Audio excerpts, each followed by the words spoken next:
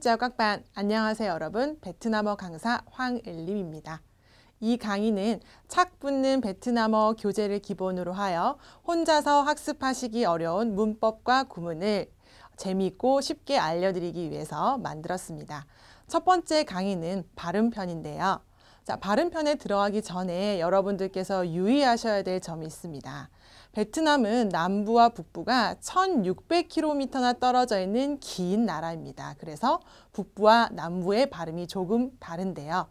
저는 수도 하노이를 중심으로 한 북부 베트남어를 알려드리도록 하겠습니다. 지금 보시는 것이 베트남어의 알파벳입니다. 여러분 어디서 많이 보던 글자 아닌가요? 네, 로마자인데요. 베트남어인데 왜 로마자로 쓰여 있을까라고 생각하시는 분들이 있으실 거예요. 그 이유는 1600년도에 프랑스 신부였던 알렉산드르 드 로드라는 신부가 선교의 목적으로 베트남에 왔다가 고유의 문자가 아직 없는 것을 발견하고 로마자로 베트남어를 만들었기 때문입니다. 그 당시에는 널리 퍼지지 못하였다가 20세기 초에 프랑스가 베트남을 식민 통치하게 되면서 널리 사용하게 되었습니다. 그러면 29개의 알파벳 중에서 먼저 모음을 학습하시겠습니다. 이것이 베트남어의 모음이에요. 그런데 맨 첫 번째에 있는 글자만 보시면 여러분 어떻게 읽고 싶으세요? 아, 에, 이, 오, 우라고 읽고 싶지 않으신가요? 네. 맞습니다. 우리가 이미 알고 있는 영어의 발음과 비슷한 점이 아주 많습니다. 그러면 한 글자씩 보도록 하겠습니다. 첫 번째 글자는요. 아라고 합니다. 조금 길게 아라고 해주시면 돼요. 두 번째 글자는 아에 접시가 있는 모양이에요. 마찬가지로 아라고 발음을 해주시면 되는데 차이점은 앞에 글자는 아, 두 번째 글자는 아라고 조금 짧게 발음해 주시면 됩니다. 세 번째 글자는 아 위에 모자가 쓰여져 있는 글자인데요. 어라고 하고요. 발음 역시 어입니다. 어를 조금 짧게 해주세요. 반복해서 해보겠습니다. 아, 어. 네, 이렇게 하시면 됩니다. 두 번째 글자는요. 에인데요. 입을 조금 크게 벌려서 에라고 해주시면 됩니다.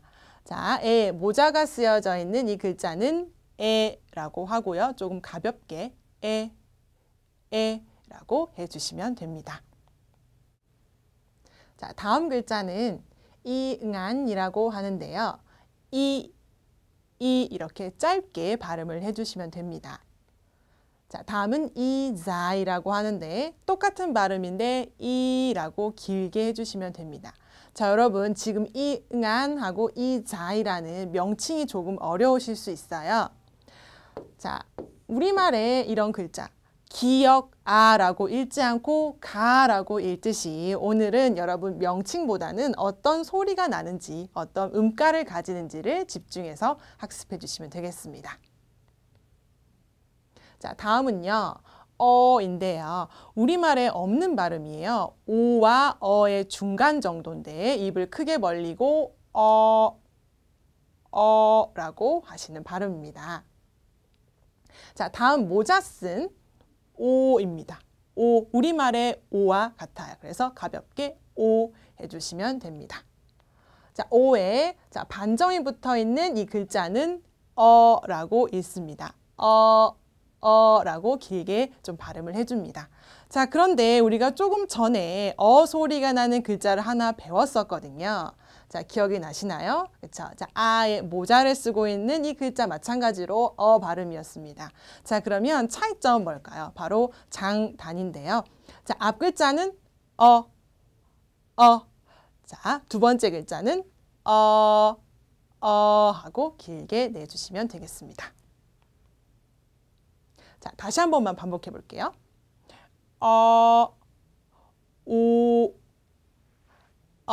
네, 이렇게 말씀해 주시면 됩니다.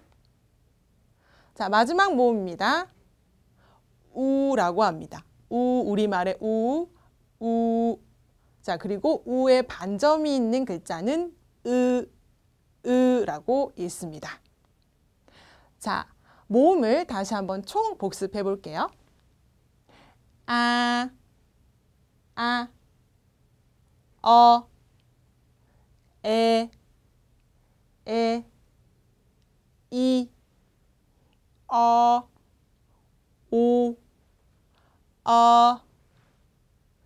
오, 우, 이입니다. 장단만 다시 한번 해볼게요.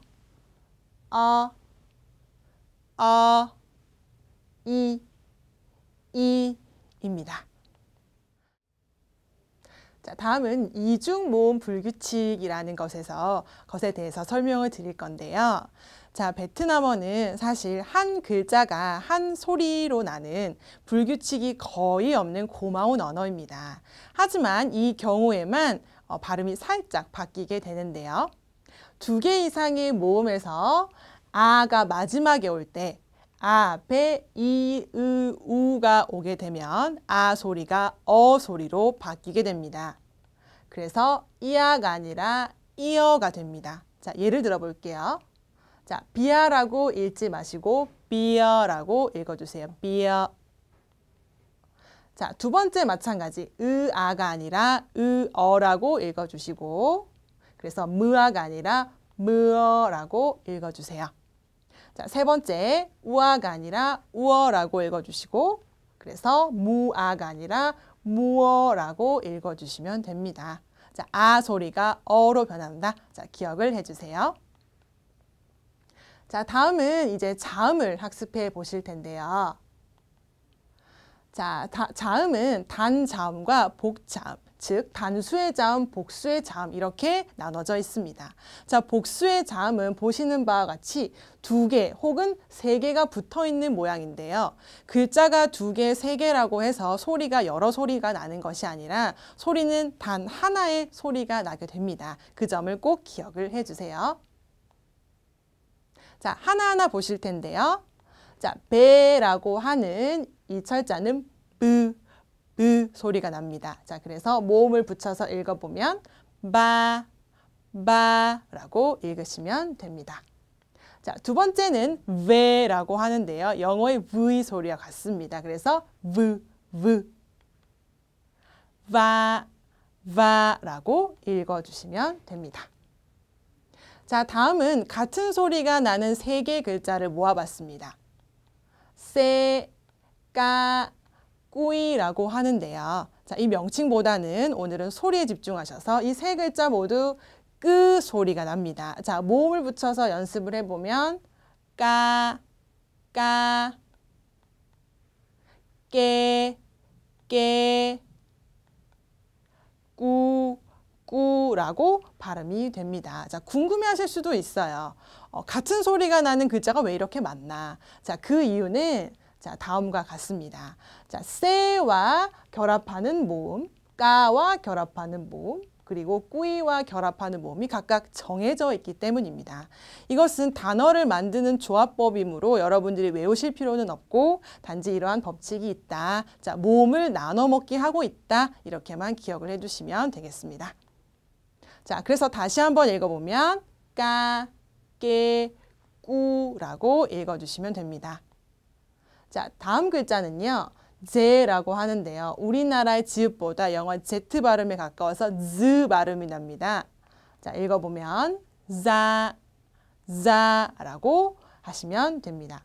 자, 다음 글자는 네라고 하는데 이 발음이 바로 드 발음이에요. 그래서 다라고 읽어주시면 되고, 자, 여러분들이 기억하셔야 될 점은 이제 영어랑 헷갈리셔서 짝대기가 없는 것을 드 발음이라고 하실 수 있는데 베트남어에서는 이 짝대기가 있어야 드 발음이다. 그거를 꼭 기억을 해주세요.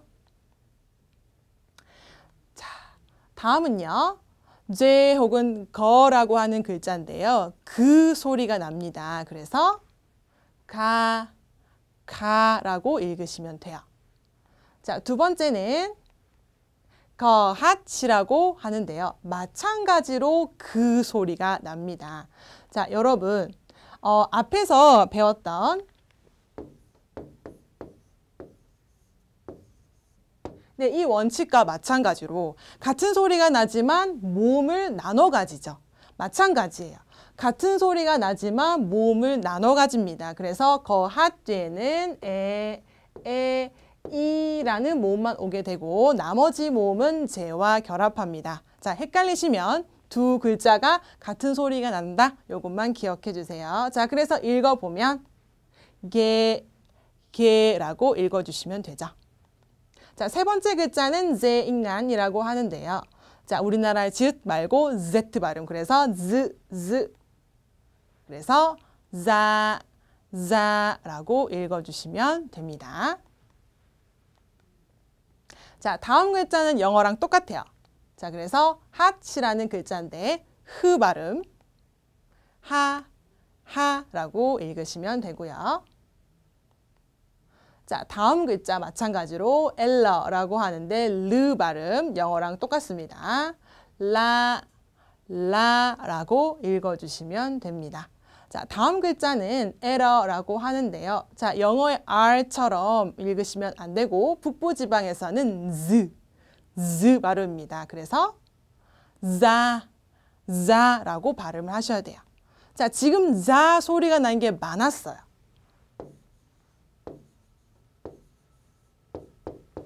자, 북부지방에서는 세 개의 글자가 모두 z로 같은 소리가 난다는 것도 유의해 주세요. 자, 다음 글자는 엠머라고 하는데요. 무 소리. 그래서 마라고 읽어주시면 되고요. 다음 글자는 엔너라고 하는데 똑같아요. 영어처럼 느 소리. 그래서 나라고 읽어주시면 됩니다. 자, 다음 뒤에 있는 세 개의 글자가 여러분들 조금 익숙하지 않으실 텐데 이게 바로 복자음이죠. 두 개 혹은 세 개의 음이 붙어 있습니다. 자, 명칭은 엔너거라고 하고 자, 여러분들이 상상하지도 못하셨던 응 소리가 납니다. 자, 그래서 얘를 보시면 응아라고 읽어주시는 거예요. 응아. 자, 뭔가 화장실이 연상되기도 하는데요. 사실 응아는 러시아예요. 자, 러시아를 응아라고 합니다. 자, 다음 글자는 에너제 하신데요. 마찬가지로 응 소리예요. 자, 여러분 똑같은 소리가 두 개다. 그러면 이제 아시겠죠? 모음을 나눠 먹게 하는구나. 자, 그래서 마찬가지 이 모음만 이 글자 오게 되고 나머지 모음들은 전부 엔너거와 붙게 됩니다. 자, 헷갈리시면 오늘은 발음만 기억해 주세요. 둘 다 응. 자, 여러분 주의하실 게 이 핫 소리가 있어서 흐라고 내고 싶으실 수도 있는데 묵음이에요. 소리가 나지 않습니다. 세 글자 붙여서 응 소리. 그래서 응애라고 내주시면 됩니다. 자, 다음 글자는요. 엔너 핫이라고 하는데 이 글자는 사실 쓸 수도 없는 글자예요.